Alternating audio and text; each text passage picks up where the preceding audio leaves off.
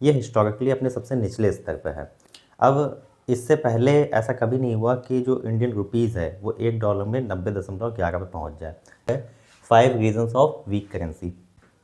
नमस्कार दोस्तों, मैं हूं अंकुर और आप देख रहे हैं अनस्टॉपेबल माइंड @786। आज की डेट में इंडियन करेंसी का ये हाल हो गया है कि $1 में अगर आप इंडियन रुपीज़ को अगर आप कन्वर्ट करेंगे तो 90.11 रुपये वो हमारा बनता है। अब इससे पहले ऐसा कभी नहीं हुआ कि जो इंडियन रुपीज़ है वो $1 में 90.11 पे पहुंच जाए। ये हिस्टोरिकली अपने सबसे निचले स्तर पे है। इसलिए आज हम ये समझने की कोशिश करेंगे कि किसी भी करेंसी के जो वीक हो जाने के जो रीज़न्स होते हैं वो क्या रीज़न्स होते हैं। ठीक है, तो आज का हमारा टॉपिक है 5 reasons of weak currency. 5 major reason होते हैं वीक करेंसी के। एक एक करके हम उन्हें स्टेप बाय स्टेप समझते हैं। चलिए शुरू करते हैं। जो हमारा सबसे पहला रीज़न होता है वो हमारा करंट अकाउंट डेफिसिट होता है, जिसे शॉर्ट में CAD भी कहते हैं। क्या मतलब है इस बात का? इस बात का मतलब ये होता है किसी भी कंट्री में जब भी इम्पोर्ट लगातार बढ़ेगा, यानी आप चीज़ों को ज़्यादा मंगा रहे हैं, और एक्सपोर्ट का मतलब होता है दूसरे देश में चीज़ों को भेजना, यानी चीज़ें ज़्यादा मंगाई जा रही हैं और निर्यात कम हो रहा है, तो उसकी वजह से होता यह है कि हमारा घाटा बढ़ने लगता है। जब भी आप किसी चीज़ को इंपोर्ट करते हैं यानी दूसरे देश से मंगाएंगे तो जाहिर सी बात है उसके लिए ज़्यादा पैसा आपको देना पड़ेगा, यानी करेंसी ज़्यादा दूसरे देश में जा रही है। इसका रिज़ल्ट ये होता है कि उस देश की करेंसी, अभी हम इंडिया की बात कर रहे हैं इसलिए इंडियन करेंसी के ऊपर प्रेशर पड़ता है और वो वीक होने लगती है।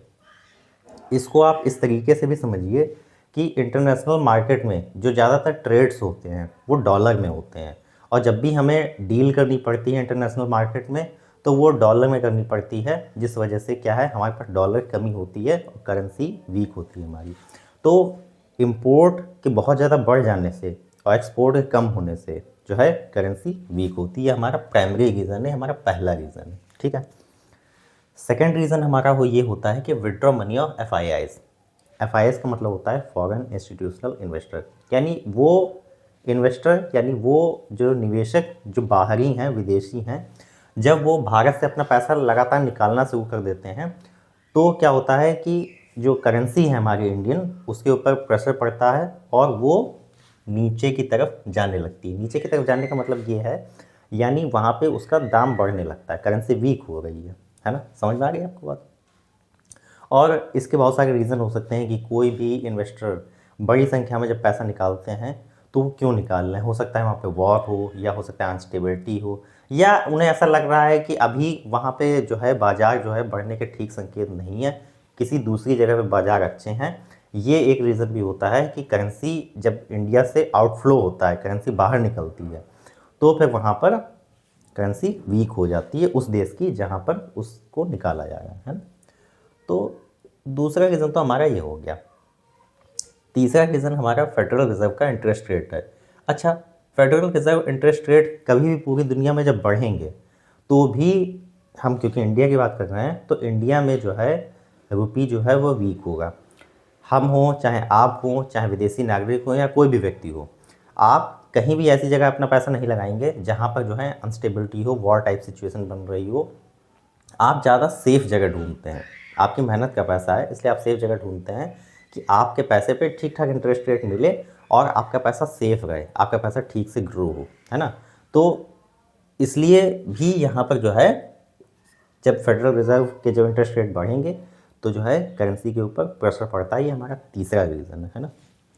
चौथा रीज़न जिसके बारे में हम बात कर रहे थे, जियो पॉलिटिकल टेंशन, यानी वॉर टाइप सिचुएशन जब बनती है तो क्या होता है पूरी दुनिया में किसी भी कंट्री में जब दो कंट्रीज़ में वॉर होगी, ठीक है, टेंशन बढ़ेगी या कोल्ड वॉर टाइप सिचुएशन बन रही है, तो उसका रीज़न ये होता है आप किसी भी ऐसी जगह पे अपना पैसा नहीं लगाएंगे जहाँ पे युद्ध की स्थिति है ना? और वो सेफ़ नहीं माना जाता है। टेंशन्स की वजह से क्या होता है कि लोग पैसा अपना निकालते हैं और करेंसी लगातार वीक होने लगती है। उसका एक रीज़न ये भी है, जब भी किसी दो कंट्रीज़ में वॉर होगा तो उसमें दो चीज़ें सबसे पहले इन्वॉल्व हो जाएंगी।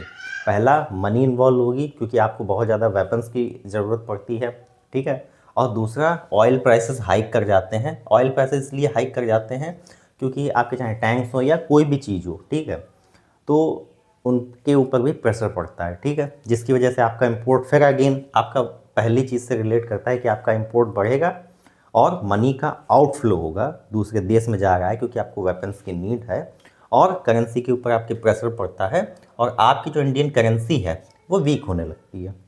ठीक, क्या आपको समझ में आ रहा है? ठीक है। पांचवा सबसे कॉमन रीज़न है, ठीक है, ये इन्फ्लेशन है और सबसे फेमस रीज़न भी यही है। किसी भी कंट्री में अगर महंगाई बहुत ज़्यादा बढ़ रही है तो भी फिर वहाँ की जो करेंसी है उसका दाम जो है बढ़ने लगता है। यानी बढ़ने का मतलब ये है कि वहाँ पे वो वीक होने लगती है। करेंसी 90 से 91 हुई, 92 हुई, 93 हुई, तो दाम तो बढ़ रहा है लेकिन वो वीक हो गई है डॉलर के अगेंस्ट में, है ना। तो पांचवा हमारा ये प्राइमरी रीज़न हुआ।